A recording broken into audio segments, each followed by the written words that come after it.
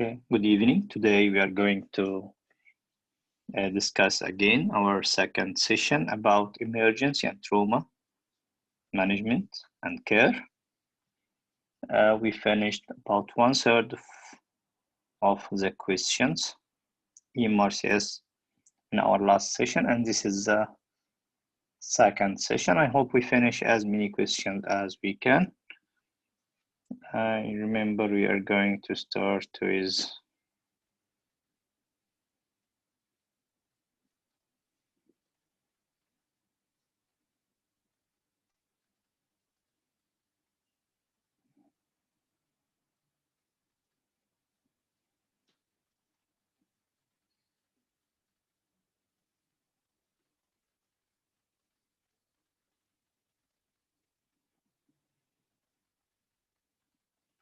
I think we are going to start with this question. Okay, all is ready. Let's start our session. Okay, Dr. Wahid, can you start? 62 years old woman presents with acute bowel obstruction. She has been vomiting up to 15 times a day, and he is taking erythromycin. She is taking erythromycin.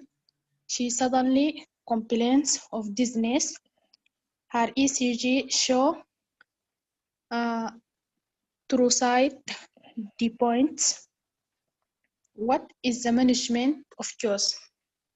IV atropine, IV potassium, IV magnesium sulfate, IV bicarbonate, IV adrenaline. I'm not sure. Okay.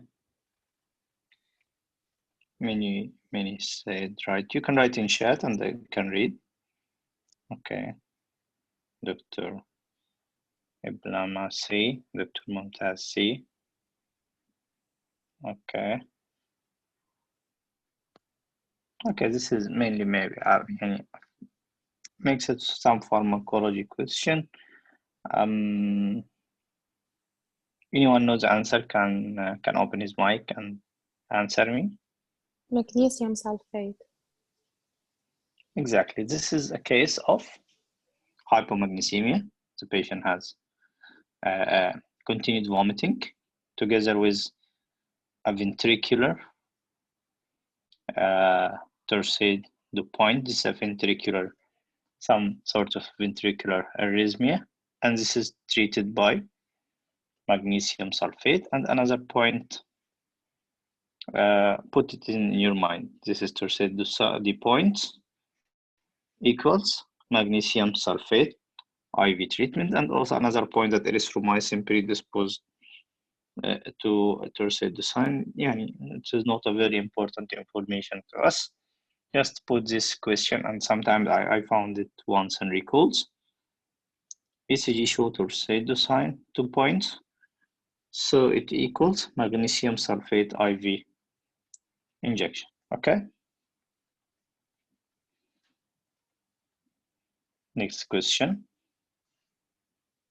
A 27-year-old man sustains a single gunshot wound to the left thigh. In the emergency department, he is noted to have a large hematoma of his medial thigh. He complains of paresthesia in his foot. On examination, there are weak pulses palpable distal to the injury, and the patient is unable to move his foot. The appropriate initial management of this patient is A. Conventional angiography, B. Immediate exploration and repair, C. Fasciotomy of the anterior compartment, D. Observation for resolution of spasm, and E. Local wound exploration. So the answer is immediate exploration and repair for the arterial or vascular injury. Okay. So this problem is a patient has a side trauma, and he tells you this is medial, large hematoma in the medial side. This is the site of the vessels, the femoral vessels, arteries and veins. No, not fasciotomy here. This is, yeah, okay. Just completely confusing question about what is this problem. Is hematoma causes compartment syndrome or a vascular injury? pulse. Weak pulse are palpable visited to the patient and unable to move his foot. Okay. The scenario of compartment syndrome will be mostly different about this. You mostly will talk about closed fracture of tibia and fibula. This is the most common scenarios, or closed fracture with nailing, intramedullary nail. Post-operative, the patient has severe pain at the compartment side, the compartment affected, with some paresthesia, and motor movement will be affected, but pulses is still palpable, because absence of pulse in a patient with compartment syndrome means a very bad prognosis. Okay, but this scenario is a hematoma. He doesn't talk about any pain in compartment syndrome. Severe pain is a cardinal sign, together with a weak pulse, palpable distal to the injury. And he here wants to tell you this is signs of ischemia, pulseless or weak pulse, just transmitted by collaterals, and big hematoma, and at a site of injury or a site of vessels. And as I told you, most common compartment syndrome you will face, you'll find it in leg and upper arm. Sometimes fracture tibia and fracture ulnar radius, and the patient has severe pain, numbness, and decreased movement, motor movement, and sensory movement, paresthesia of the hand due to closed fracture, or mostly will be closed fracture of the upper limb. Okay, here's the scenario. Go with vascular injury, and this needs immediate exploration and repair for the fracture, for the vessel. Next question. Dr. Rami, I have a doubt in the earlier question. There is an option which is local exploration. So what does it mean, local exploration over here? Only you explore, but you don't repair. Yes, this is without repair first, and then local wound exploration. This is he means about there is no exploration. I'm widening the point. In vascular exploration, you can open the wound up to 10, 15, 20 centimeter, so you can evacuate the hematoma and try to like get the vessel or repair the vessel and reach the vessel. Here is local wound exploration, means just the wound of the left side of the gunshot. You are in the ER and you have a gunshot wound. You are just locally exploring the wound.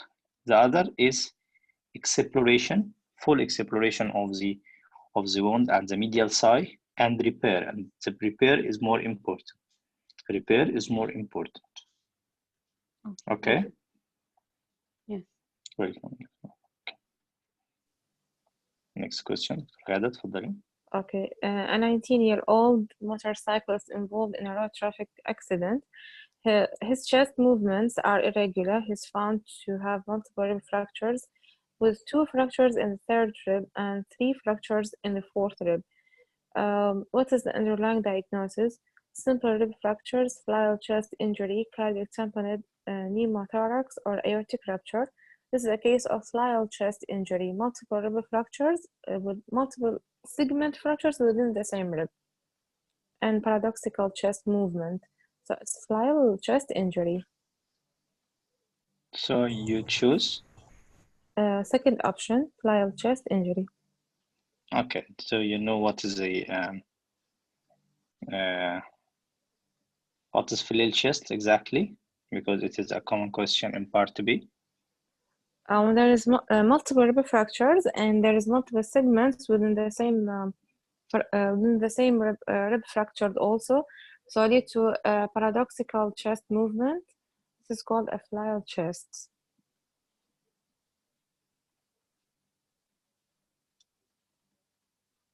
Okay.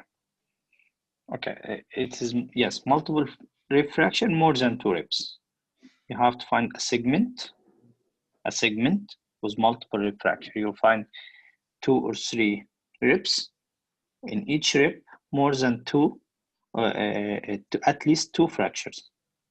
At least 2 fractures. So this segment of the chest is completely separated from the chest wall and has a paradoxic movement during respiration. Okay. Okay. It's clear about anyone clear about what is the paradoxic movement during respiration? Yes. Asymmetrical I think. and irregular. Yes. Yes. During inspiration, it goes inside, and during expiration, it goes outside. Okay. Okay. And treatment by strapping, sometimes by pulling or by vacuum, something like this.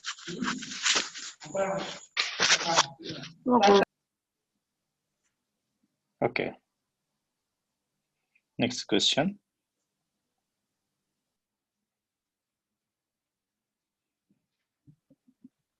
A 32-year-old male is receiving a blood transfusion after being involved in a road traffic accident. A few minutes after the transfusion, he complains of loin pain. His observation showed temperature 39 degrees Celsius, heart rate 130 beats per minute, and blood pressure is 95 by 40 millimeter of mercury. What is the best test to confirm his diagnosis? Number 1, ultrasound of abdomen, direct comb test, blood culture, blood film, then sickle cell test. I think it's B, direct comb test. Direct comb test. Okay. Yes. What do you expect about the diagnosis? This is cellular transfusion, transfusion hemolytic reaction. Transfusion related reaction, exactly.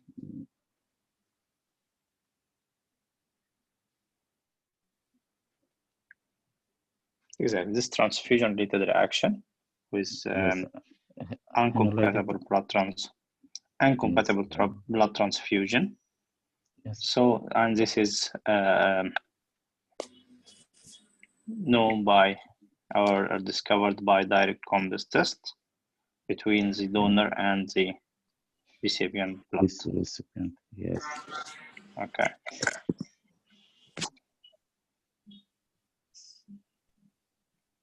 Next question. Start again. 45 years old man complains of sharp chest pain. He is due to have elective surgery to replace his left hip. He has been bedbound for 3 months. He suddenly collapsed.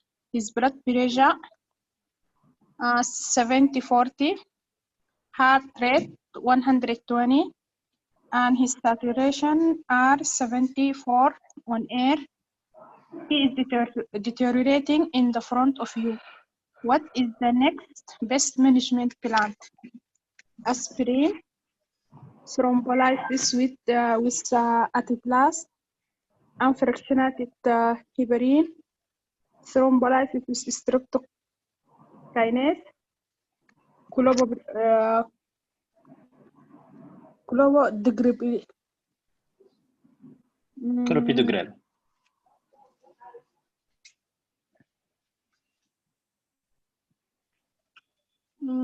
Unfractionated heparin. Okay, what's your diagnosis here?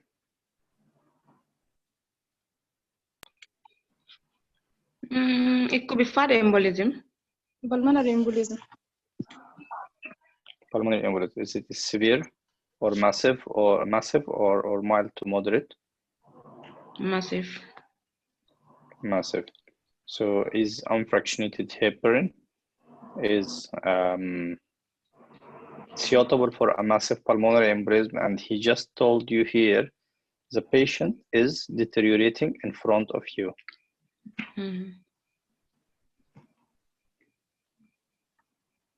And saturation is 74.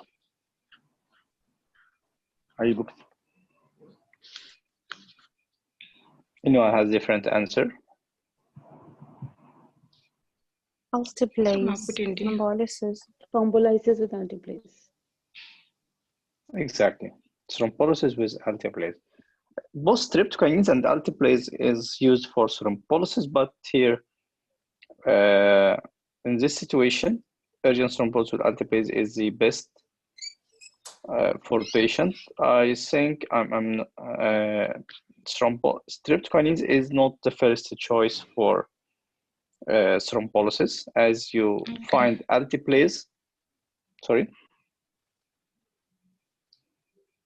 As you find altiplace in your choice in a patient with massive pulmonary embolism, go direct for thrombolysis with altiplace.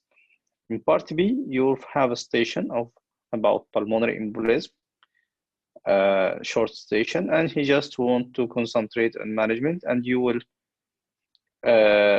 divide management into, is it massive or mild to moderate? In mild to moderate, you can admit the patient and start your unfractionated heparin. You will start with 5,000 units direct IV, and then continue in a maintenance dose IV infusion continuous.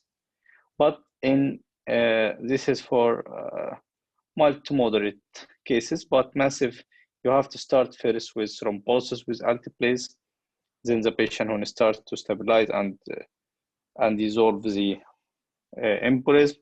You can go to continue with the unfractionated heparin. Okay. Okay. Next question. A 32-year-old man is involved in a road traffic accident and sustains a significant laceration to the lateral aspect of the nose, which is associated with tissue loss. What is the best management option? A. Split thickness skin graft. B. Rotational skin flap. C. Delayed primary closure. D. Simple primary closure. E. Use of vacuum closure system. Okay. Significant laceration. I think it should be delayed primary closure. There is a tissue loss over the nose, but it is a road traffic accident, so it is not a clean wound. So you cannot go for any primary closure. So I think it should be delayed primary closure. Best, or this is the best management option. So it should be rotational skin flap, but we also need to clean the wound first. So best would be rotational skin flap. Okay. Exactly. In face skin loss, okay, or any operation you do in the face for removal of any mass lesion like basal cell carcinoma or any skin lesion, melanoma or something like that. If it is more than 1 centimeter, you can't close it by primary closure because it will leave some sort of disfigurement of the face. You have to go for something like rotation skin flap. This is one of them. You have many flaps to do in the face: rhomboid flap, expanding flap, rotation skin flap. But in the exam, you'll find this question like this: facial, mostly in the nose, skin loss. What you'll do? Rotation skin flap. Very common question in the exam. Like this. You don't need to have to know many information about. You don't need to know many information about all types of flaps and all types of graft. Another question he will sometimes come in the exam about a tibial injury, trauma, or accident.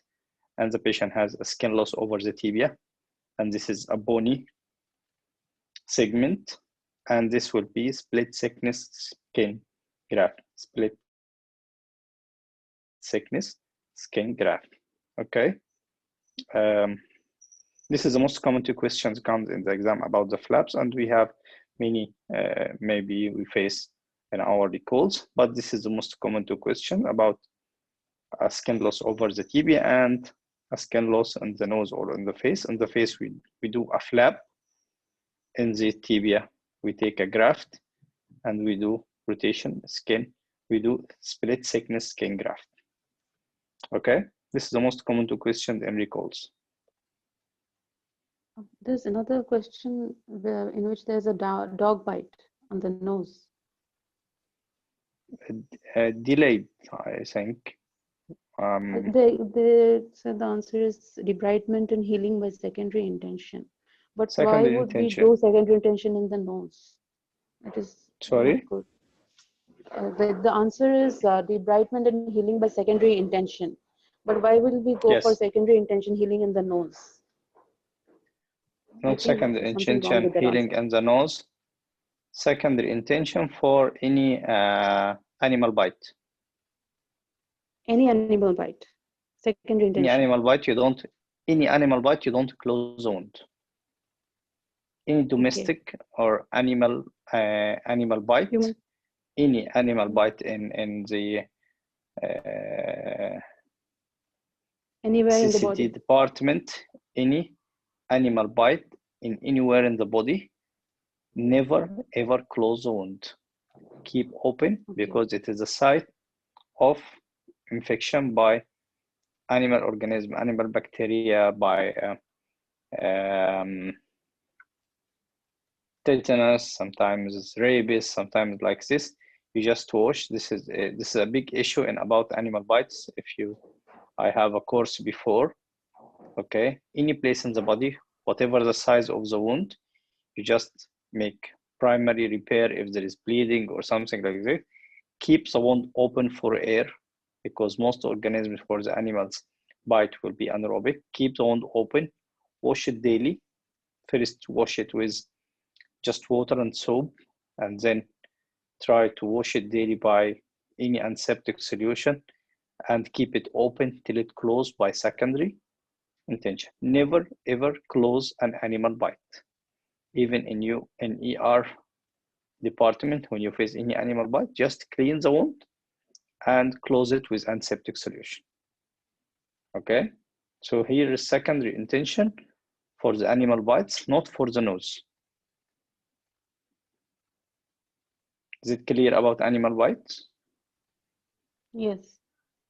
Okay. Next question. A 54-year-old man is brought to the emergency department after being found collapsed in the street. He is known to have a history of alcoholic liver disease. Blood tests reveal the following: calcium 1.62 millimole per liter, and albumin is 33 grams per liter. Which of the following is the most appropriate management of the calcium results? 10 ml of 10% calcium carbonate over 10 minutes, 20% albumin infusion, 10 ml of 10% calcium gluconate over 10 minutes, no action, or 10 ml of 10% calcium chloride over 4 hours.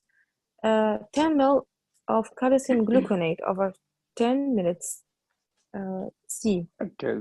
Yes, exactly. This is very common. Hypocalcemia is treated immediately. Severe hypocalcemia, طبعا. It's treated with 10 ml of 10% of calcium gluconate over 10 minutes. Over 10 minutes. This is very, very common question in the orthopedic. You have a station with hypocalcemia, and he will ask you. By the way, in the exam, he will tell you the normal values. He will tell you the normal values about calcium, 2.2 to 2.6, and albumin is almost or normal. It's normal about 35, something like this. This is about normal. Okay, and don't need to take any infusion.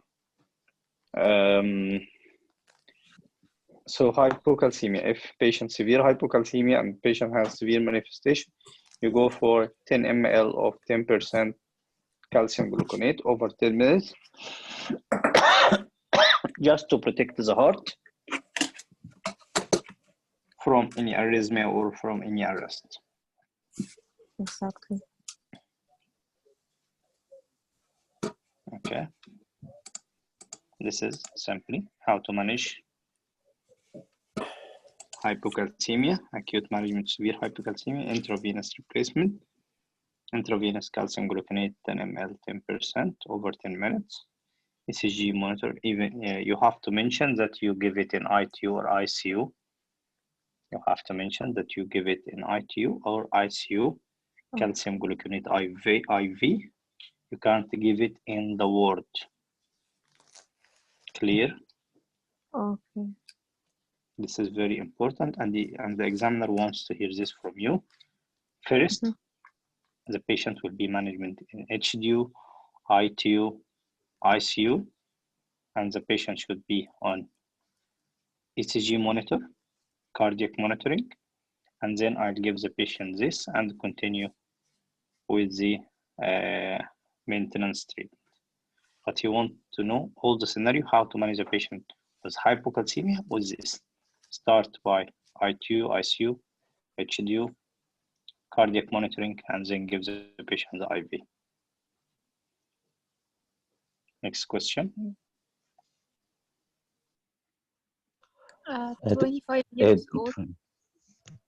Okay. دكتور ابتهال اتفضلي. 25 years old male pedestrian is hit by a van on a busy road. He is brought to the emergency department by ambulance. On examination, he is dyspneic and hypoxic despite administration of high flow 100% oxygen. His blood pressure is 110/70 and pulse rate is 115 beat per minute. The right side of his chest is hyperresonant on percussion and has decreased breath count. The trachea is deviated to the left. What's the most likely underlying diagnosis? Tension pneumothorax. Tension pneumothorax. Okay. I think the scenario is clear here. Okay, patient has dyspnea, hypoxia, in spite of giving 100% oxygen. So the patient has a pulmonary or respiratory problem. The right side was just as hyperresonant and on percussion, decreased breath sounds. All these signs of tension pneumothorax, and even I said deviation of trachea to the left. So this is tension pneumothorax. Hi, Dr. Zafir. I think you want to participate with us, yes? Yes. Okay, after Dr. Abdul Qadir, you can take your turn, no problem, okay? Thank you very much. Okay, welcome. So this is tension pneumothorax. Next, by the way, keep in your mind again and again, I repeat, questions are so simple. Questions are so simple in eMRCS and then eMRCS exam itself. More than 85% of the questions are straightforward, direct questions with key words or key sentence. You will, if you know it by good training and repeated revision, you will pass by more than 85%. I don't care about the 15%. Sometimes new questions, they have to change the exam about 10 to 15 questions every year. Sometimes some of them is different scenarios, some of them with new points. We don't study you in the exam. It is very common to be surprised by new questions, especially in physiology, pathology, in pharma, and few questions in the paper too.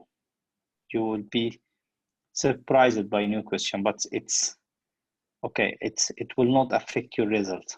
Passing is about 70%, 71%. 70, 75, 80, 85, it is very easy to catch this by repeated solving of the question and revision, at least the eMRCS and the recalls. Study them well, you will pass by more than 50%. And what you need in the exam is passing the exam, by the way. Any higher results, okay, it's good for you and encouraging you, but at the end, all will have GMC registration and you will pass easy, okay?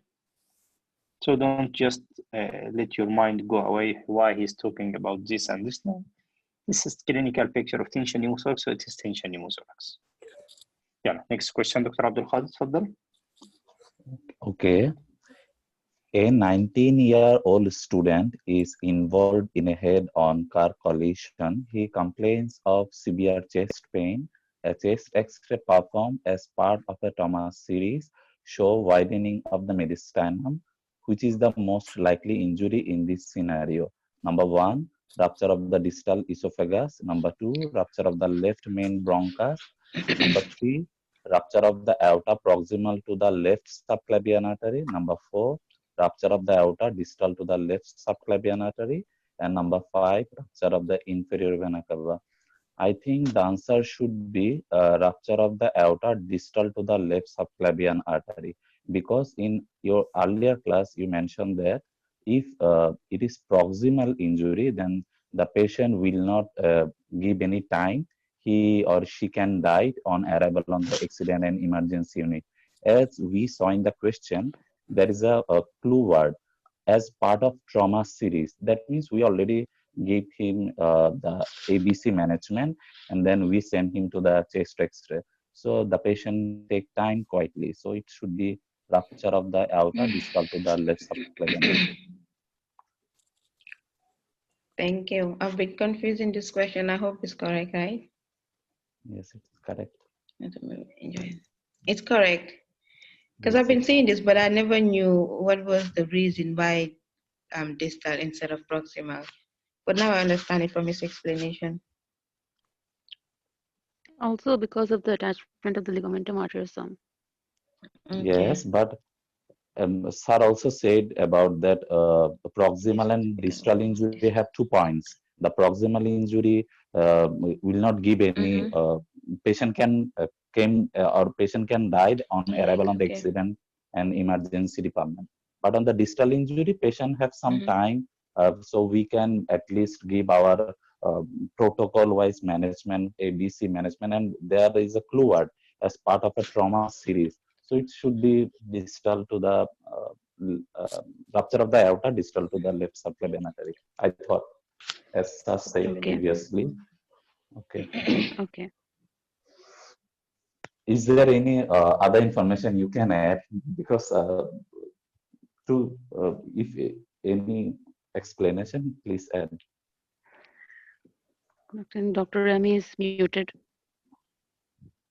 We can't hear you. Okay, exactly. We explained about this last session. Rupture of distal distal part of the aorta is very common, and we said the difference is this: in the proximal or the cardiac problem or the proximal aorta, the patient mostly will die at the site of the scene, but in distal, the patient will come to the hospital and you will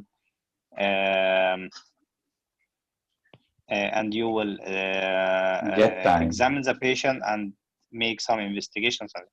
The clinical picture or the picture of the X-ray, you'll find widening of the mediastinum and shifting of the trachea or the left main bronchus to the right. There is a compression of the left main bronchus, and deviation of the trachea to the right. Put this in your mind: widening of mediastinum, compression of the left main bronchus, pushing of the trachea to the right side. Okay, this is simply, and we have another question, I think still a few questions later. about what is a clinical picture of widening, or he will give you the picture of the X-ray or ask about it. I can't remember exactly.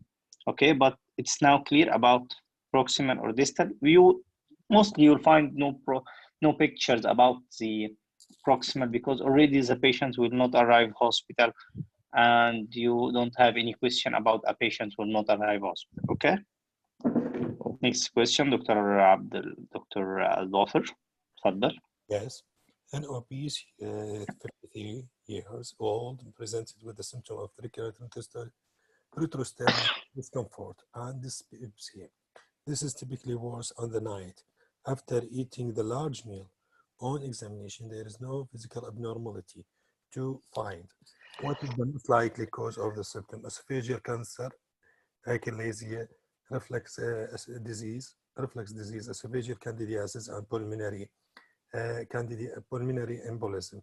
So it is picturally most likely to be reflux. Yes, exactly. This is an upper GIT question.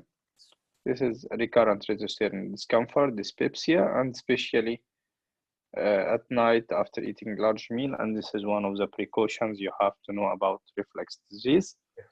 All these patients are recommended to eat small meals divided on 6 to 8 meals all over the day, and the last meal should be 2 to 3 hours before night, before sleeping, because reflux increase by lying in supine position, and all this picture is a picture of reflux disease. Okay, this is easy question. Okay, next question, start again, Dr. Mawahib. تفضلي.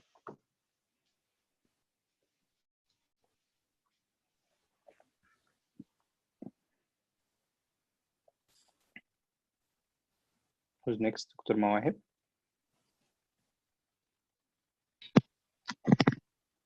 A 28 years old African man is admitted with acute severe abdominal pain. He has just flown into the UK long haul, and the pain developed whilst in flight. On examination, he is tender in the left upper quadrant. His blood tests are shown. Hemoglobin is 6 gram per deciliter. Reticulocyte account to 15. Ultrasound show spleen with the heterogeneous texture and few small gallstone, but is otherwise normal. What is the most likely diagnosis? Pancreatitis, paravovirus infection, sickle cell anemia, pulmonary embolism, beta thalassemia minor. African man, severe abdominal pain, low hemoglobin, and low reticulocyte count, with a few gallstone, most likely sickle cell anemia. Exactly, this is a picture of sequestration crisis of sickle cell anemia. Patient get into low hemoglobin, reticulocyte count is high, and just by exclusion, and he have few small gallstones. So is pancreatitis can cause this anemia? No. No. Parvovirus infection? No. Pulmonary embolism? It is not the picture of pulmonary embolism. The patient has a left upper hypochondrial, left hypochondrial pain. Beta thalassemia minor will not come with this acute picture. So by exclusion, if you are confused in the exam, this is a case of sickle cell anemia. So do you know what is the type of why he's told you few small gallstones in a patient 28 years old? Pigmented Hemolysis. Yes, this type of stone, this pigmented stone. This because of Hemolysis. Sequestration. yes. This is because of impaired iron metabolism. So the patient has pigmented stones. Impaired heme metabolism. Okay, he just want to tell you, because sometimes I said in child 2-3 years, or maybe about 5 years, I found it's 2020 good. You just, I think you just recall 2020 exam, Dr. Zafar. Okay. Yes. This is small stones, and you can see even in a child with hemolytic sickle cell anemia, you can find these stones in even a child, and I didn't see in about 5 years a child female before. Okay. Yes. So in young Hereditary patient, cystitis. by the way, any patient also hereditary pherocytosis, any patient that you found by accidentally and 10 years, 15 years, you find gallstones, especially small gallstones, you have to doubt any hereditary blood disease like sickle cell anemia or hereditary spherocytosis and something like that. Okay, how we can differentiate between sickle cell anemia and beta thalassemia major? Out of scope, you don't have any question in our eMRCS or PASS test or any record about thalassemia major, because till now we have no question about this. So if you want to, sorry, in 2020 the question asking about the stone, which type of the stone after hemolysis it is the pigmented stone. This is, yes, and I mentioned it. Yes. I mentioned, because this is in our scope. But if you want to know about blood diseases, there's a big chapter in pediatric surgery, in pediatric medicine, thalassemia, spherocytosis, sickle cell disease, and something. And even in part B, you have a session about sickle cell disease. Yes. Full session about sickle cell disease in part B, by the way. But you have nothing about. Don't waste your time knowing more information. You have much information to know about part A, away from knowing more and more information. And again, if you stretch your information, you are reaching a flattening curve, and the curve will start to go down again. Please don't stretch information except you read it. Okay? Whose turn? Dr. Abdul Qadir, do you want to ask about anything? Yes, I have a question. I missed the point. You said about the causes of pigment gallstone. It is about maybe iron something. You can please mention it again. Why the pigment gallstone? Why any iron disturbed iron metabolism or heme metabolism, especially if the blood has much iron due to destruction of blood cells by hereditary spherocytosis, by sickle cell disease. You will find hemolysis. You will find hemolysis. You will find pigmented gallstones in this patient. Pigmented gallstones in this patient. Okay. Thank you, sir. Thank you. Yes. Okay. Okay. A 20-year-old male is. Okay. A 20-year-old male is stabbed outside a nightclub. He has a brisk hemoptysis, and in the emergency department has a drain inserted into the left chest. This drained 750 ml frank blood. He fails to improve with this intervention. He has received 4 units of blood. His central venous pressure is now 13. What is the best definitive course of action? Thoracotomy in theater, thoracotomy in emergency department, CT angiogram, bronchoscopy, MRI, aortic arch. So this patient has developed pericardial tamponade, cardiac tamponade, and that's why his central venous pressure is high. So we can go for best definitive course of action would be in thoracotomy in the theater. Exactly. How you know that this patient is cardiac tamponade? Because his central venous pressure is high and he has history of being stabbed. So he was stabbed in the chest. Central venous pressure is high. Central venous pressure is high. if this patient have a hemothorax or Yes, hemothorax. bleeding inside his thorax, you find this CVP is low. Okay, and thoracotomy here will be for stopping the bleeding. And also in there is some indications, and this is an old question before, about indications of thoracotomy in patients with hemothorax. Okay. If I can remember this question, but it was about 6 or 7 years ago. More than 1.5 liter, or about two answers. We found it one more than 1.5 liter initial, or more than 2 liters initial bleeding. The other is more than 100 ml for 8 successive hours, or more than 200 ml for 4 successive hours. Okay. Okay. This is some indications about when to do thoracotomy for a patient with hemothorax.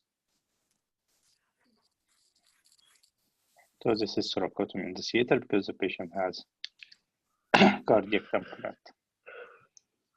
Next question, Dr. Rada. An 18-year-old man is involved in road traffic accident. He arrives hemodynamically unstable. A CT scan shows a disruption of the splenic hilum and moderate-sized perisplenic hematoma. What's the best course of action? Manage conservatively, arrange ultrasound scan, transfer to the center for interventional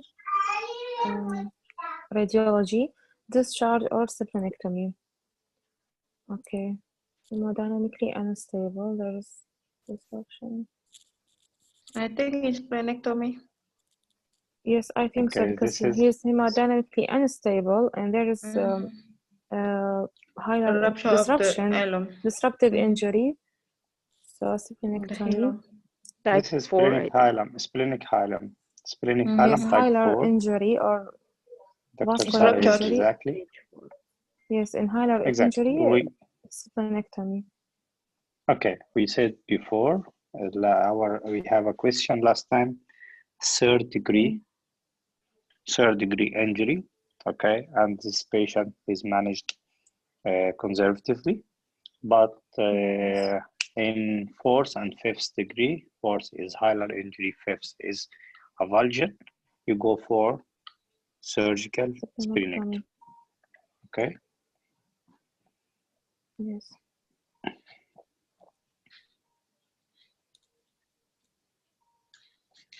Next question. A 49-year-old male sustained a severe blunt injury just below the bridge of the nose with industrial machinery. Imaging demonstrates a fracture involving the superior orbital fissure. On examination, an ipsilateral pupillary defect is present and loss of the corneal reflexes. In addition to this examination findings, which of the following will not be present? Cutaneous sensation from forehead, toes, complete ophthalmoplegia, nystagmus, neurosarm.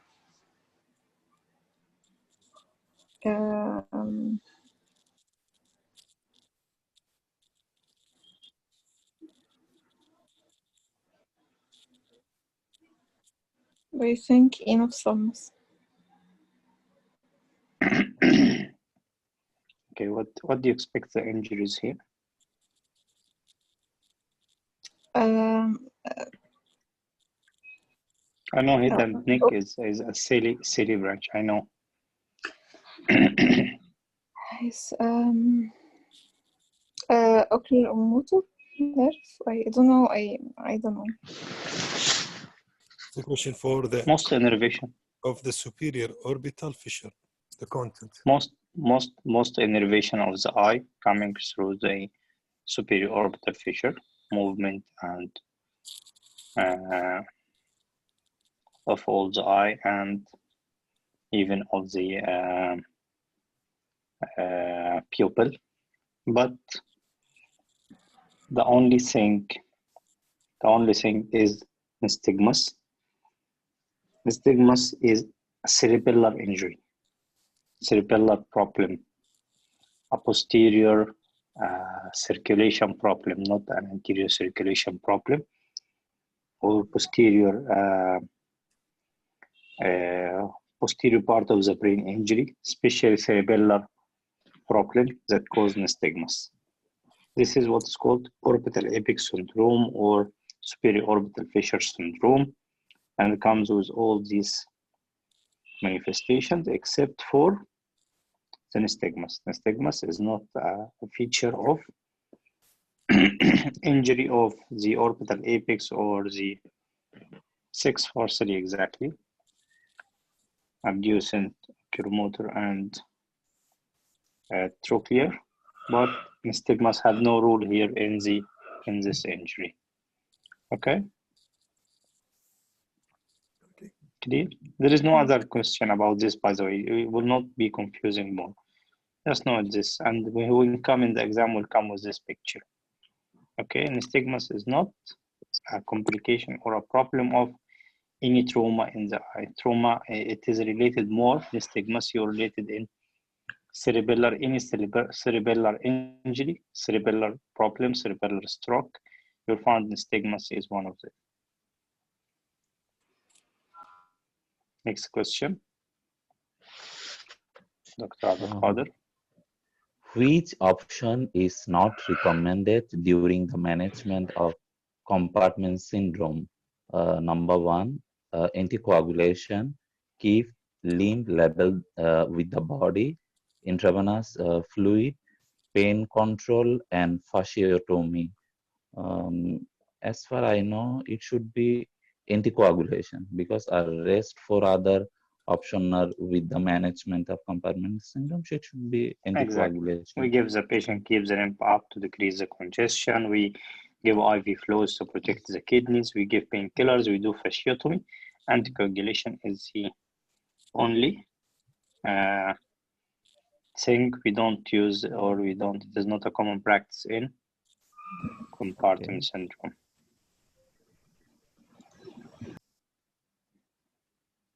Dr. Dafir, تفضل. A 22-year-old man is hit over the head with an iron bar. On arriving in emergency department, he is open his eye in response to the pain. His only verbal response are in the form of the grunts and the grunt. On application for painful stimuli to his hand, he flexed his forearm away from painful stimuli. What is the Glasgow Coma Scale? It's 10.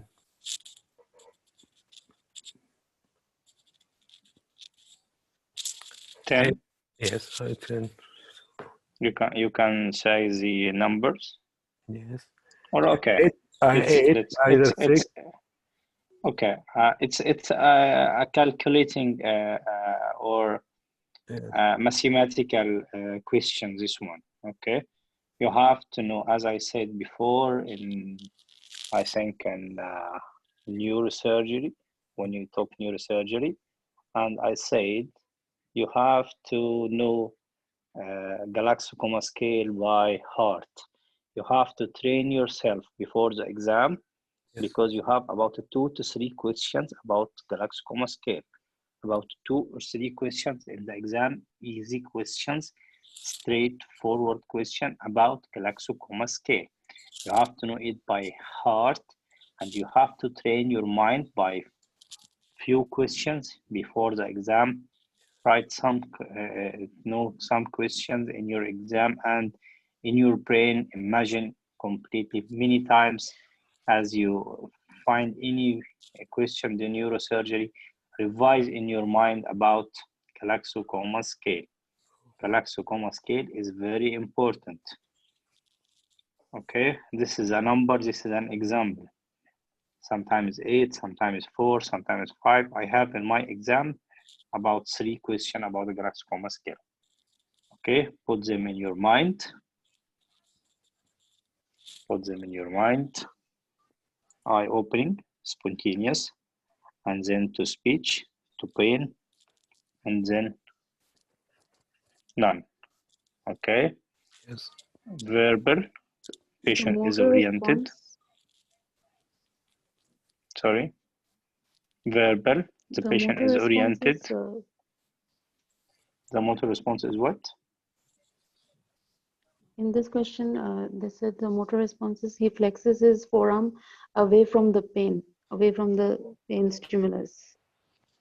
Painful, yeah, away. So it means withdrawal from pain. And we give him 4. 4. Oh, that is withdrawal from pain, not abnormal flexion.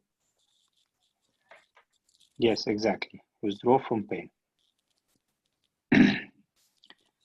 It's the same for normal flexion, withdrawal from the pain. Exactly. He will tell you about abnormal flexion or extension to pain. He will write it like this. But withdraw his spring, decorticate, exactly. This table in your mind, keep it in your mind in one image. In one image. Okay?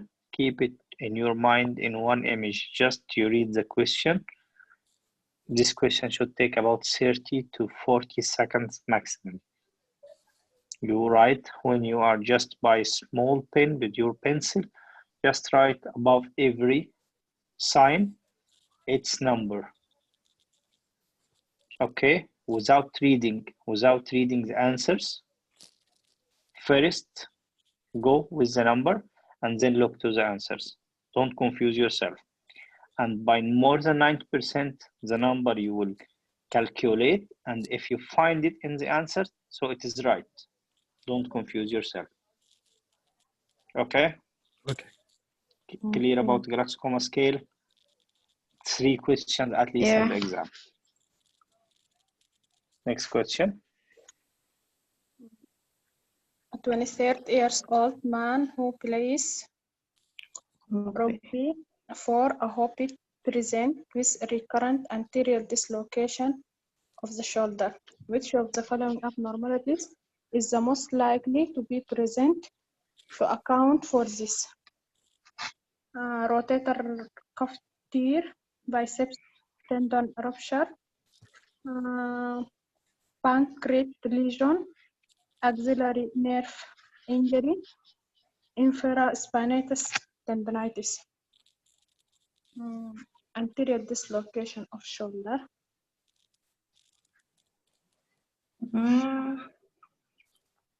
Any orthopedic here with the group? Rotator cuff You muscles? have any orthopedic surgeon? No. All we are 17 or 18. We don't have any orthopedic surgeon. Okay. So what do you expect the answer? Rotator cuff tear causes dislocation. Rotator cuff tear is a dislocation problem. I think biceps tendon rupture. Any tendon can cause dislocation. Cause pain, cause stiffness, cause impingement syndrome. But dislocation is very common, especially anterior dislocation is common with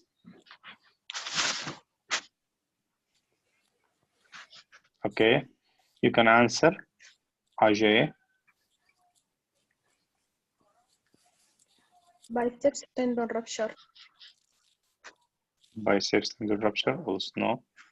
I said no rupture. No. Pancreatic lesion. Anterior dislocation. It's pancreatic lesion. Recurrent anterior. Okay. One of the causes of let's see. One of the most common causes of recurrent anterior dislocation is yes.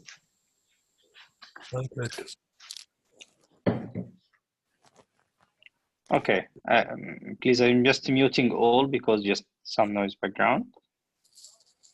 Okay, this is called Pancreas lesion. Pancreas lesion. This is lesion of the anterior glenoid laborum of the shoulder due to anterior shoulder dislocation. It's happened a pocket in front of the glenoid forms and allows a humeral head to dislocate. Just go for any image. When you don't understand any question, just go for any Google image and you will understand it. Something happened like a pocket. This is the glenoid. Okay, and this is, here is the joint cartilage, and it is separated anterior. This is anterior, and this is glenoid, and this is the inferior glenoid tubercle, superior here. Okay, part of the cartilage here is separated and retracted. Okay, so this area makes a groove, and it like this makes a groove. So the joint recount slip and go through this groove here, and this is repaired by suturing the pancreas lesion. Again, the cartilage is sutured to the edge of the glenoid again.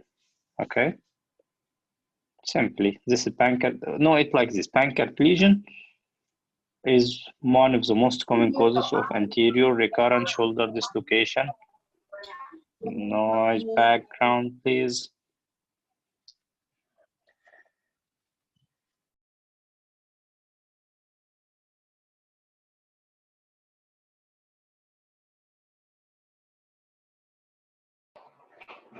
Dr. Rami, you are muted. Yes, I know. Sorry. All these are shoulders lesions. Okay, next question. A 45-year-old man is involved in a road traffic accident. He suffered significant injuries to his thorax. He has bilateral pneumothoraces and suspected hemopericardium. He used to undergo surgery. What's the best method of accessing these injuries? Bilateral thoracoscopy and mediastinoscopy, midline sternotomy, bilateral posterolateral thoracotomy, clamshell thoracotomy, none of the above. In case of a trauma and there is injury, including both sides of the chest, best is clamshell thoracotomy.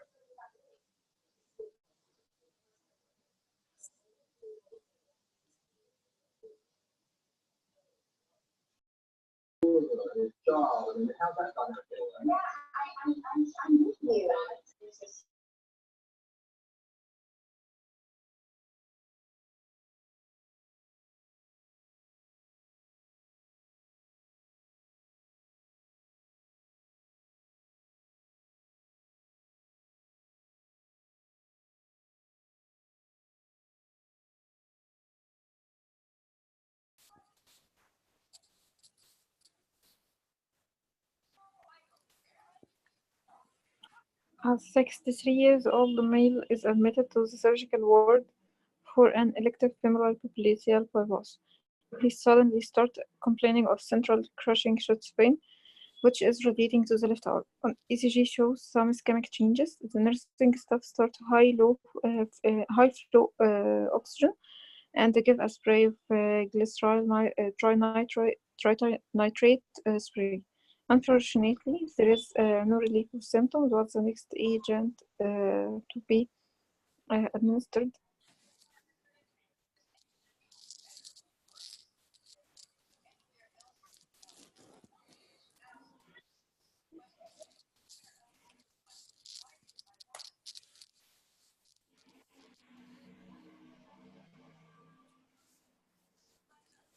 Aspirin, 300 milligram.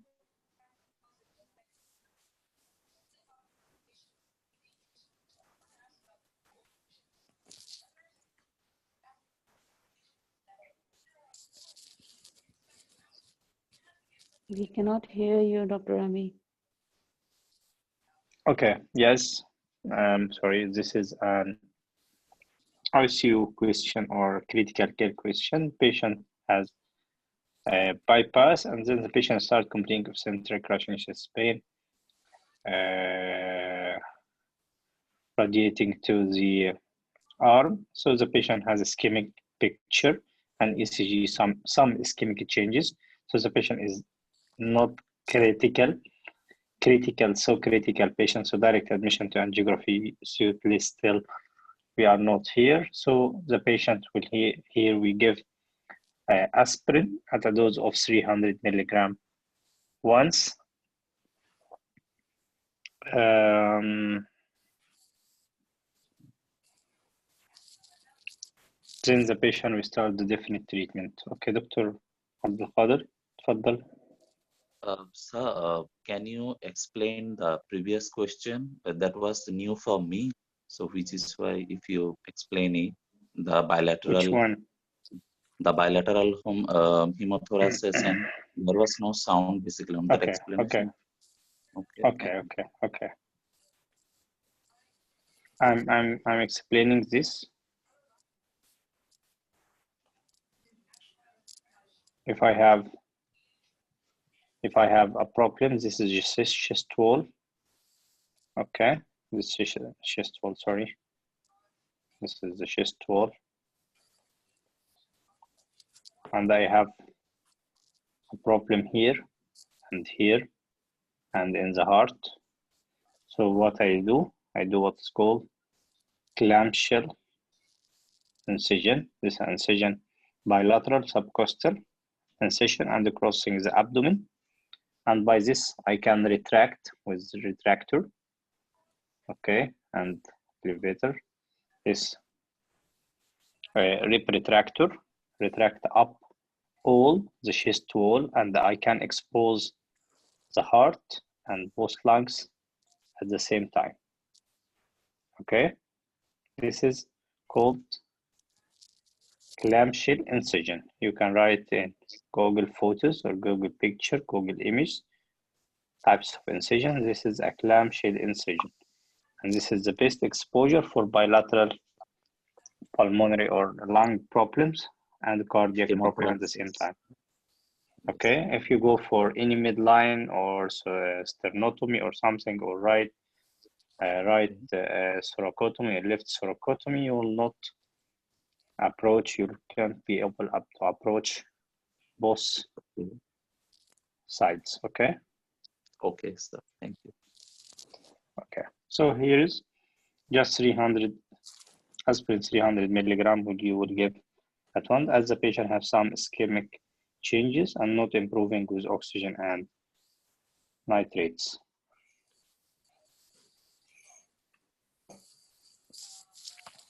Okay, next question.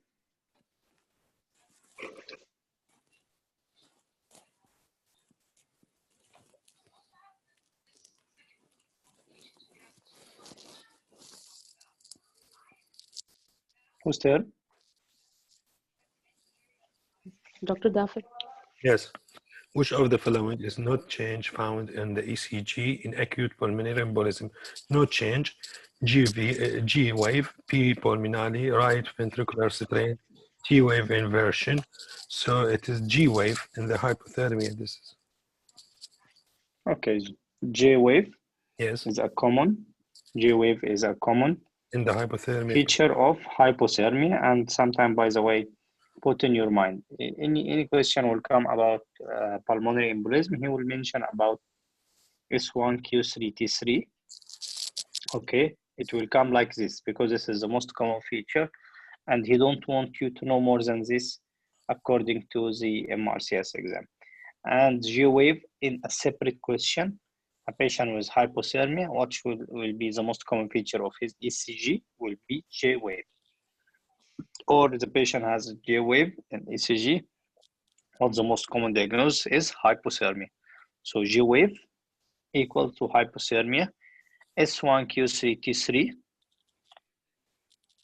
okay, is pathognomonic for pulmonary embolism. Both are two separate questions come in the exam, and both of them came for me in April 2019. Both of them, the question of the J-wave and the question of the pulmonary embolism.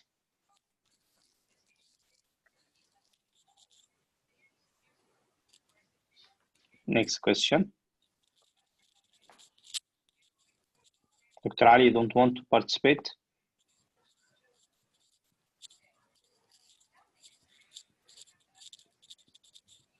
Is it going up Okay. or down? Hi, Dr. Rami. Sorry, I just Hi, was Dr. Ali. busy a little bit, yeah. Okay. So Dr. Sarah? Okay. Yeah. Yes. Dr. Sarah was asking about something? Oh, okay. It's Ali now. All right. I thought it's me. It's okay. Okay, you want to participate, Dr. Sarah? No, after Ali, when he's done. Okay. Dr. Ali, you can start, and you can be always after Dr. Dafir and then Dr. Sarah. Mm-hmm. Okay. Please, Dr. Sarah, Shall I- just we want to mute all except who is just talking. Just mute yourself. Yes, thank you for all. Okay, Dr. Ali, you can start now if you're ready. Okay. A 21-year-old man fall down a raven while skiing and is trapped for several hours. Is finally brought to the emergency department profoundly hypothermic with a core temperature of 29 Celsius. Which method is most effective at raising the core temperature?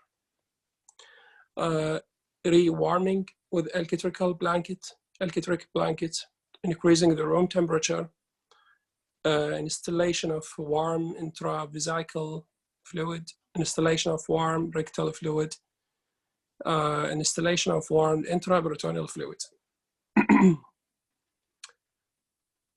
Core temperature is mean that temperature from inside of body, so increase the room temperature, rewarming. I actually have two options. I'm going mostly with the rectal fluids.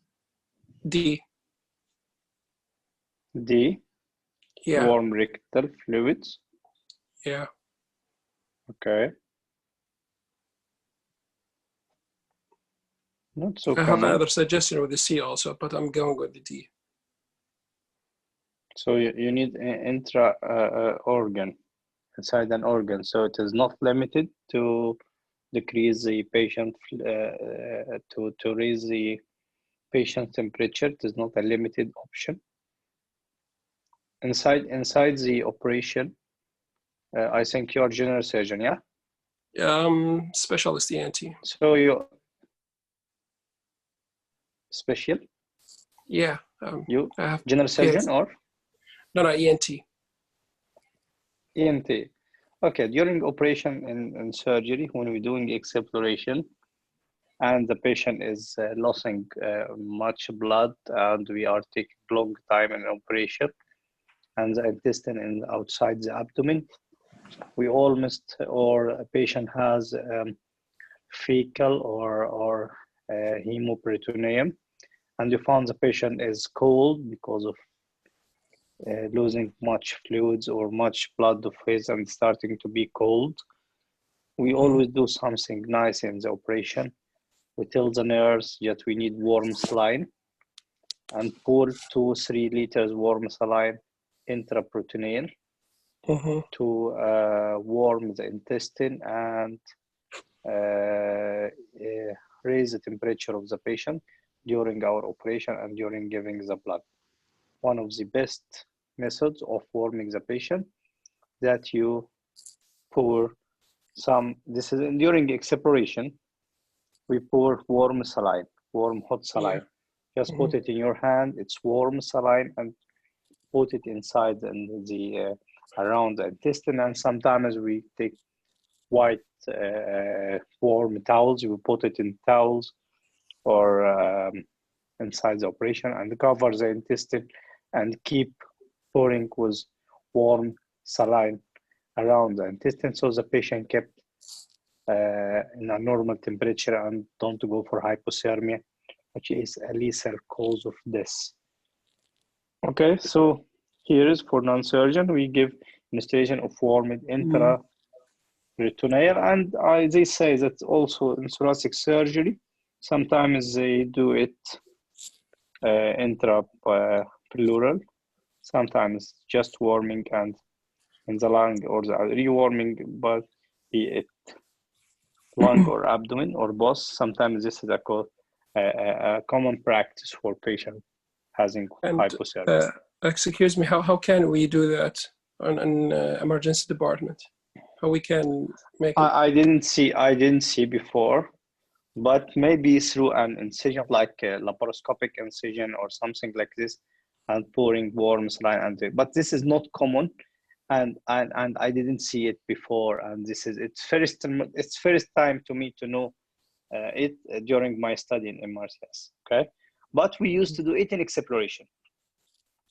We used to do it in exploration. Patient coming very cold, patient losing much blood from his body, and patient in intraoperative try to turn off air condition, put more blankets.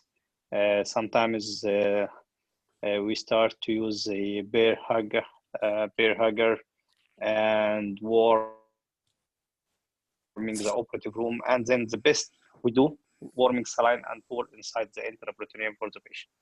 Seems during exploration. It seems to be like the peritoneal dialysis.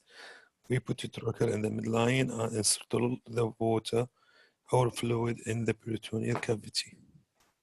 Yes, exactly. I didn't see actually to say something I didn't see before, but I can see what I see, what already I practiced during many operations.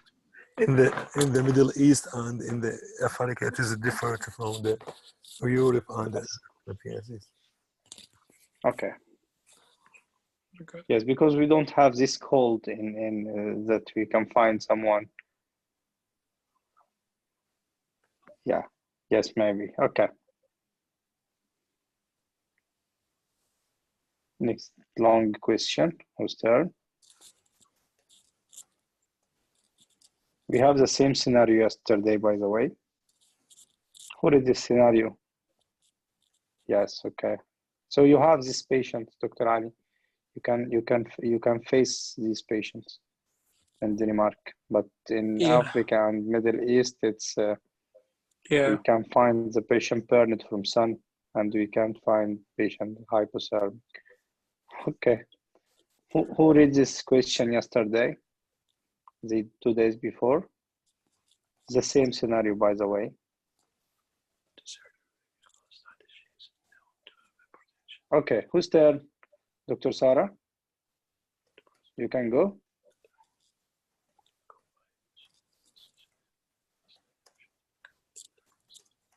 Hello? I'm sorry. I didn't put, yeah, I have to mute. Okay. It was on me. Sorry. A 42-year-old woman is admitted to surgery with acute cholecystitis. She is known to have hypertension, rheumatoid arthritis, and polymyalgia rheumatica. Her medical therapy includes paracetamol 1 gram, codeine phosphate 30 milligram QDS, bendrofluazine, ramipril, methotrexate, prednisolone. You are called by the CT1 to assess this lady as she become delirious and hypotensive 2 hours after surgery. Her blood results revealed sodium of 132, potassium 5.3, urea 7, creatinine 108. Then the HP is 12.4, platelets 178, white blood cell count 15.4. So the question is, what management is needed immediately? What do you expect the diagnosis? That's what I'm trying to look at right now. Cholecystitis, she is known to have hypertension, immediate therapy, include paracetamol, codeine, prednisone, just so many steroids. Really, I can't really figure out. I need help. I can explain this. I can explain. Really? Okay, Dr. Ali. Yeah, patient post-operative have hyponatremia and hyperkalemia a little bit. So this, and the patient already hypertension. And we know one of the causes of the hypertension is the primary hyperaldosteronism. I think this is aldosteronism crisis. So hypoaldosteronism. So you have to give hydrocortisone steroid. And I think the best dose may be 100 milligram. Okay.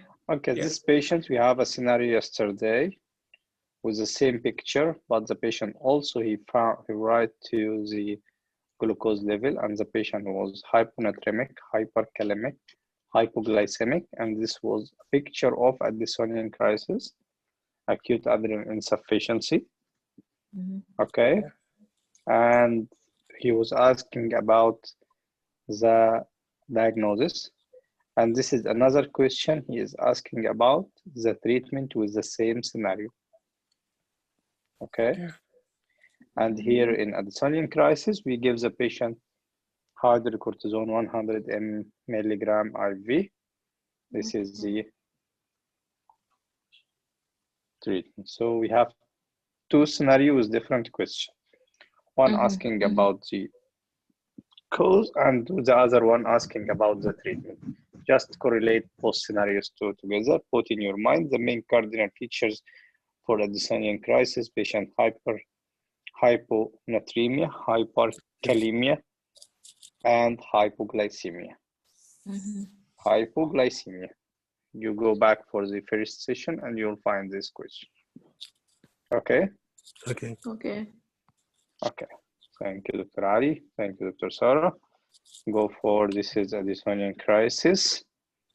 Sepsis surgery, and patient is taking hydrocortisone. Even in part B, you know exactly how to manage a patient already on corticosteroid therapy, preoperative. This will be according to the dose below 10 milligram or above 10 milligram, and also according to the type of operation you will go for. Okay, I think broadly, patient at less than 10 milligram daily, he will go with no preparation. You can go, but patient taking more than 10 milligram daily, you have to divide the patient if the patient is going to a minor operation, moderate operation, or major operation. And everyone, first one, you will give the patient nothing if minor operation. Second, if the patient going to a moderate operation, you can give him 100 milligram hydrocortisone in induction. And so once in the first 24 hours. And if the patient going to a major operation, you will give him 100 milligram for 3 days. Okay, this is a protocol of management of patient on corticosteroid therapy, because if you go for the operation, this is in your practice, in your life. If patient taking corticosteroids for any cause, ask him about the dose, and it will be a good point for you. If it is less than 10 milligram, patient need no preparation. If it is more than 10 milligrams, patient with minor surgery, no preparation, with moderate and severe, you will need to take a dose of hydrocortisone. Okay? Clear this answer on hydrocortisone 100 milligram IV. It's clear. Okay, next question. Dr. Maya, will start again with Dr. Mahib?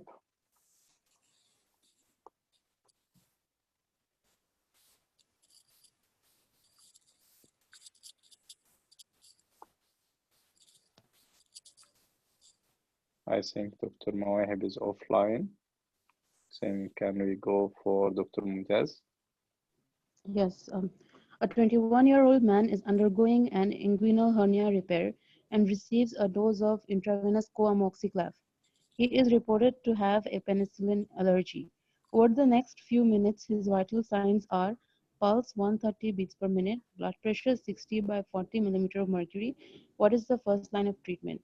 Hydrocortisone 100 milligram IV, adrenaline 1:1000 IV, chlorpheniramine 10 milligram IV, adrenaline 1:1000 IM, adrenaline 1:10,000 IM IV. So my answer is D, adrenaline 1:1000 IM for anaphylaxis. Exactly. This is the most common treatment for any anaphylaxis. You give the patient IM adrenaline 1:1000. Very common question in recalls. Very common question in exam. Okay. And I recall for my exam also as well. Adrenaline 1:1000 IM.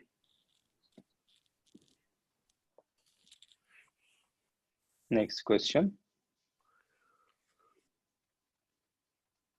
A 22-year-old Reza. man, yes, a 22-year-old man has a large full-thickness burn on his chest.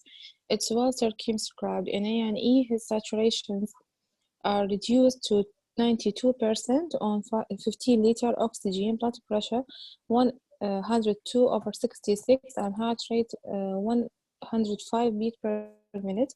What's the best management? Hemodialysis, ischiorectomy, fasciotomy, cardiac bypass, or non-invasive ventilation. There is full thickness burn on the chest, so you need ischiorectomy. Okay, you have to mention well circumscribed, because if it's not well circumscribed, so you can go for any other cause or any other option, but he just wants to make it clear and wants to make the question is more easy for you. He wants to tell you the patient has a belt of full thickness burn around his chest, so the treatment is hysterectomy or ischiorectomy.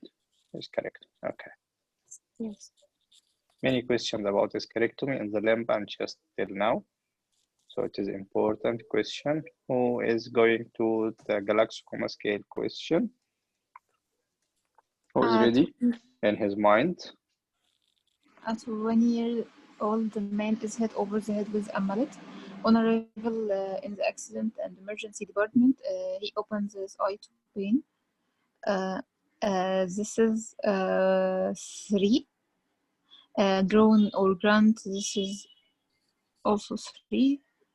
On application of a painful stimulus to his hand, he extends his arm at the elbow. This is 4.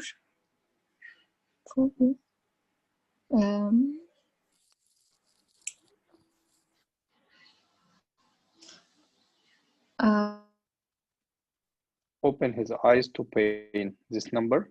2.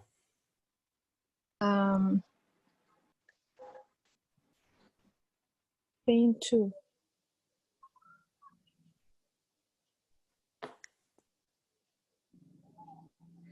Open his eyes to pain. We said 2. an eye, spontaneous, to voice, to pain, none. So it is 2. 2. 2, exactly. Verbal, gones and the grunts. Oriented, 2. Oriented, confused. Confused. Words, sounds, sounds, none. None. Okay, this so is it is 2. Movement. Extension. Also 2. Obey commands. Localized pain. Localized pain. Normal flexion. Abnormal flexion. And then extension. Abnormal flexion. Extension. None. So it is 2. 2 out of 6. So EVM, we said 4, 5, 6, 2, 2, 2. So you expect the answer? 6. Is it easy? Yes. Yes. Okay, you can write EVM in the exam, direct in the side of the paper, write EVM 4, 5, 6. Okay. In the exam, write EVM 4, 5, 6. And start to do what we are doing now. This is the best in the exam to approach a question with Glasgow Coma Scale. You have to write. You have to write. Okay.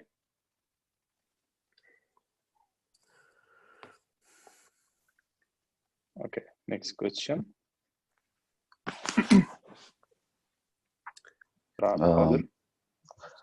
A 16-year-old man sustains a basal skull fracture and is suspected to having CSF rhinorrhea. Which of the following laboratory tests would most accurately identify whether CSF is present or not? Microscopy to identify red blood cell, Levistric testing for glucose, Levistrix testing for protein, beta to transferrin assay, microscopy, Gram-strain and culture.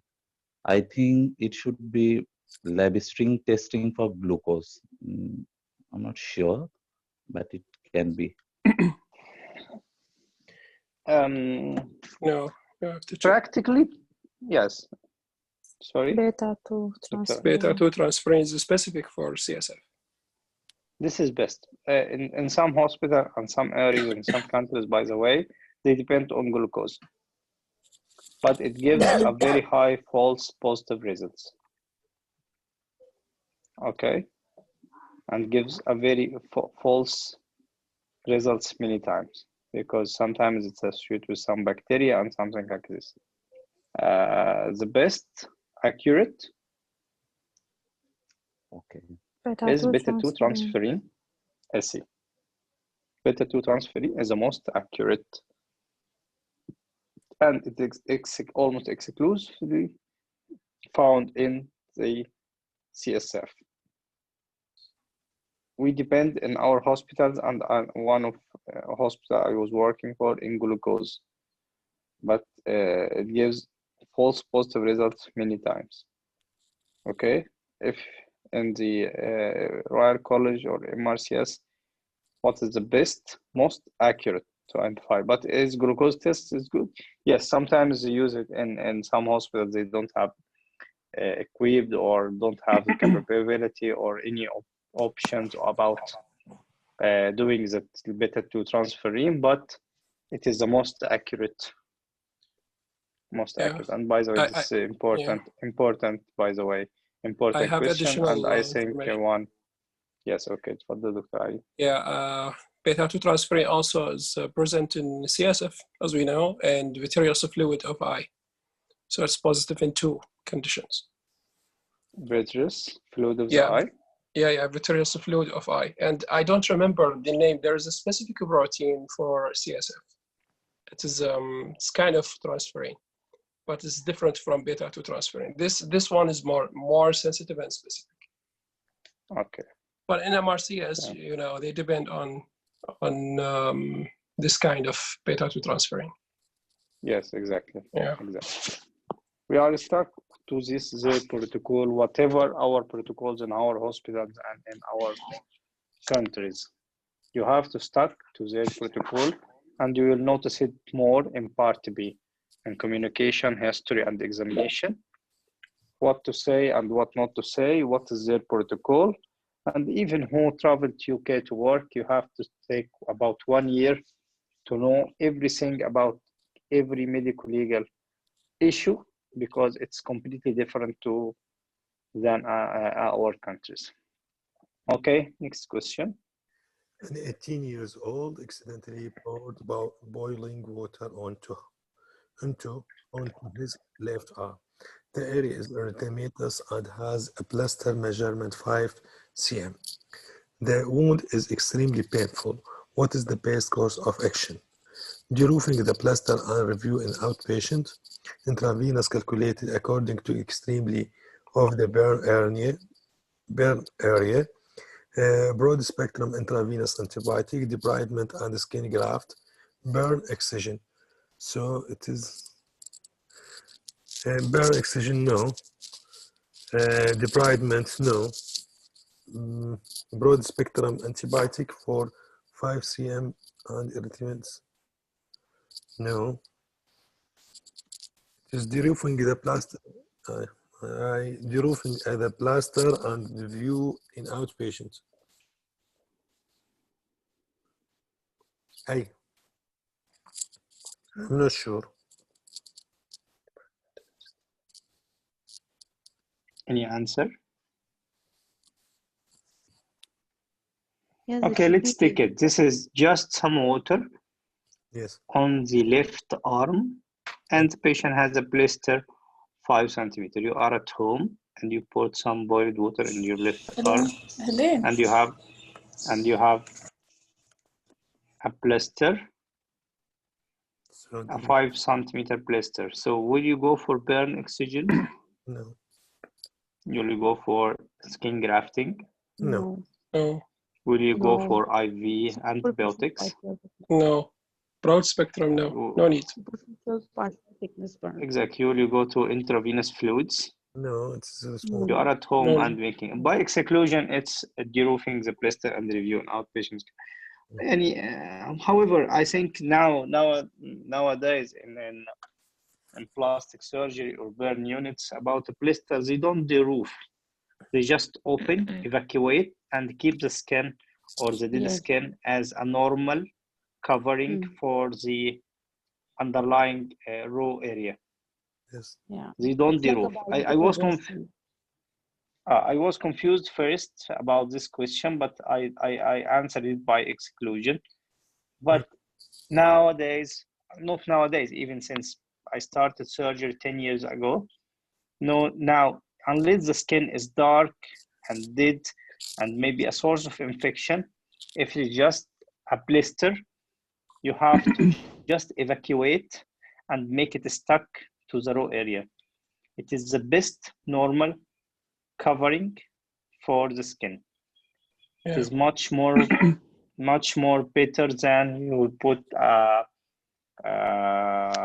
any antibiotic creams and covers and surgical plaster and something like this. The best cover for any burn is the normal burnt skin, unless it is not not damaged and dark in color and retracted and maybe a source of infection and not clean. But if it is clean, you just open the blister by sharp scalpel, keep it to drain in a dependent place, and keep it stuck to the raw area. This is decrease pain, decrease losing of fluids, and much more better healing than any other artificial dressing.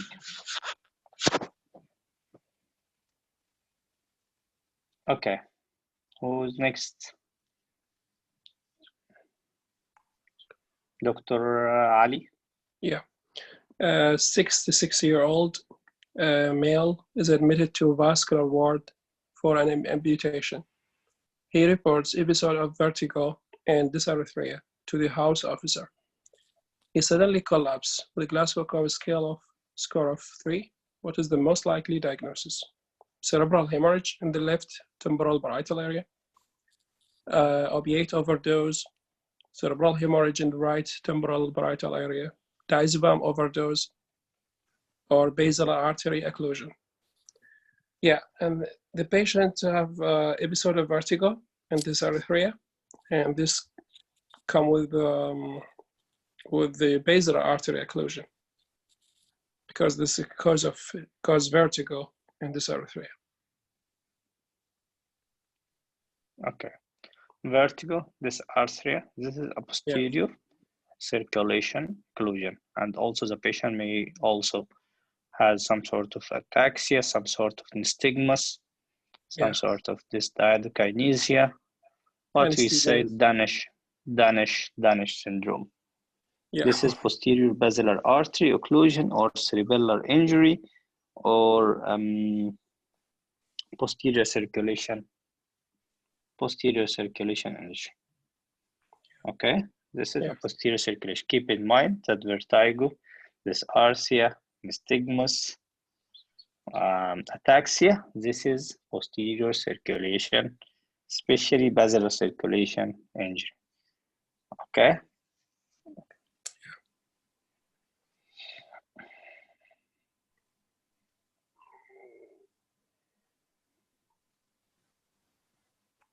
Next question. Dr. Sarah. Okay, 22-year-old man is brought to the emergency department. He was found lying unconscious on his right arm and is evident that he has taken a diazepam overdose. His right arm is mottled in color and then swollen. His hand is insensate and stiff. What substance is most likely to be present in the urine in increasing quantity? I'm thinking is myoglobin. Yes. Exactly. Taking out of muscle tissue. Does it? What do you expect the diagnosis? Let me see.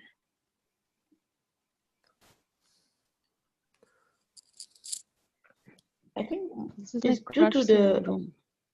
what? Crush syndrome. Okay. Exactly. Because prolonged pressure on the muscle. Is The this muscle kind of became Muscle issued, lysis. which kept Yeah, sometimes rhabdomyolysis happens. Yeah. Rhabdomyolysis. That's called Okay, microbiology. so the patient has right arm is mottled in color and swollen, and the patient started to go maybe for compartment because of Syndrome. the long compartment syndrome. His hand is insensate and stiff, so it started to be stiff from the swelling and insensate. The sensation start, paresthesia start. So, by the way, paresthesia is a symptom, insensate is a sign. Okay, that's why in the last question he said the patient complains of some pain, some paresthesia. So the patient feels some paresthesia or some tingling and dampness or decrease the sensation. But he tell you that the patient is lying unconscious. He tell you unsensate. Okay, insensate and stiff. What is the most likely? You'll find myoglobin in the urine. Okay, you'll find myoglobin in the urine. Okay. Clear? Yeah. Okay, I think maybe this last question, I think it's about 2 hours now in our discussion. And we finished the second set. We have about 90 or 95 question. We finished 30 last session. And this session about 30 also. And I think we can't go more than this because it's still 30 more question again, more. So I think it will take more than 2 hours. So this is our last question. Who will go? Dr. Nawahib is not here, so Dr. Mumtaz can go. A 7-year-old boy falls off a wall. The distance is 7 feet. He lands on his left side and there is left flank bruising. There is no hematuria. He is otherwise stable and hemoglobin is within normal limits. What is the most appropriate course of action?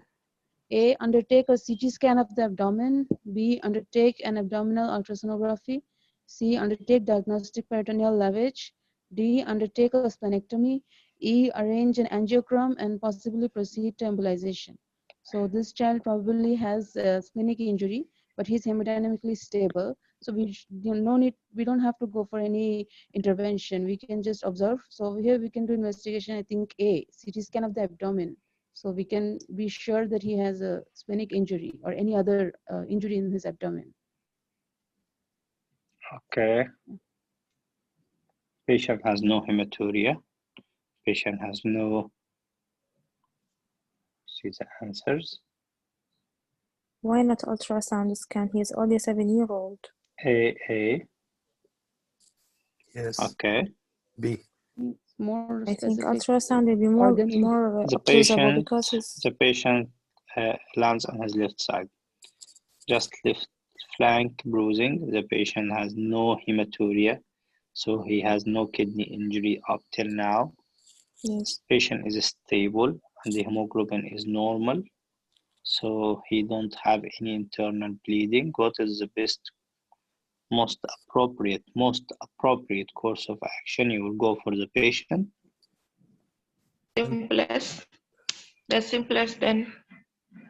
In this situation, if old, it is goes Yes, with fast the scan. Yes, ultrasound scan. But with the In children, UK, yes. In UK and in Part B, you have to start with the simple, less cost investigation. Okay. The cost of the investigation UK, by the way, during to my friends and during in Part B, during exam, if you started your investigation with a high cost investigation in the UK NHS or in the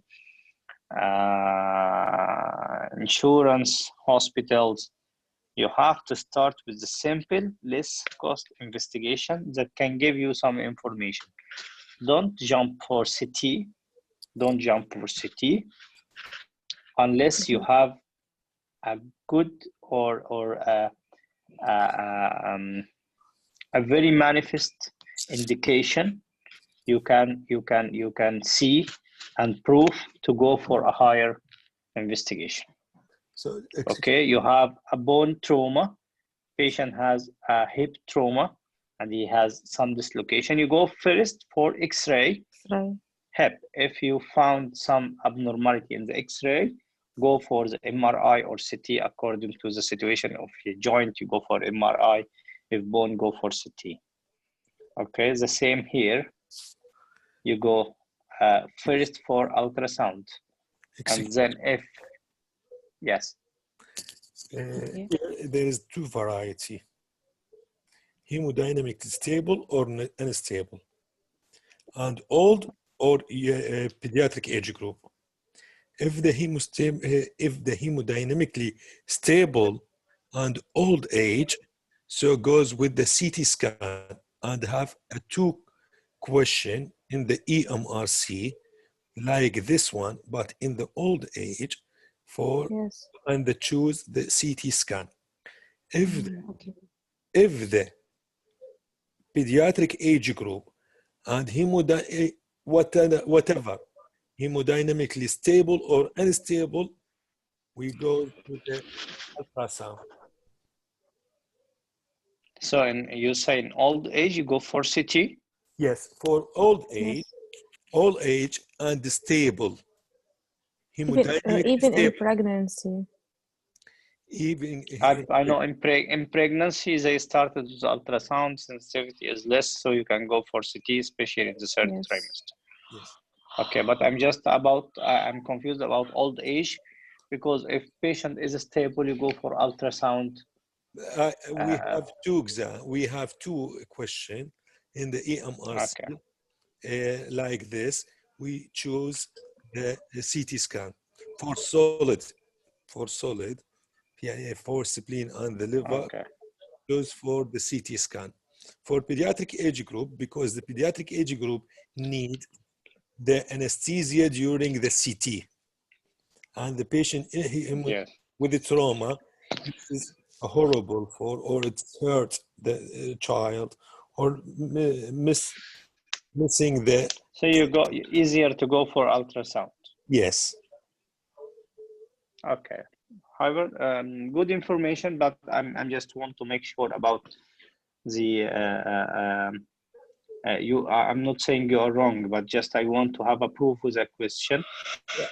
By the way, I worked in one hospital in Egypt that we do a CT for any patient if with trauma. Yes. because it's much more available for us, Yes. 24 hours, and we just only have one consultant for radiology, so it is not available to bring him all over the 24 hours. So any patient with trauma, we go direct for the patient CT, starting from chest, abdomen, and pelvis CT for all patients of trauma, unless the consultant is available.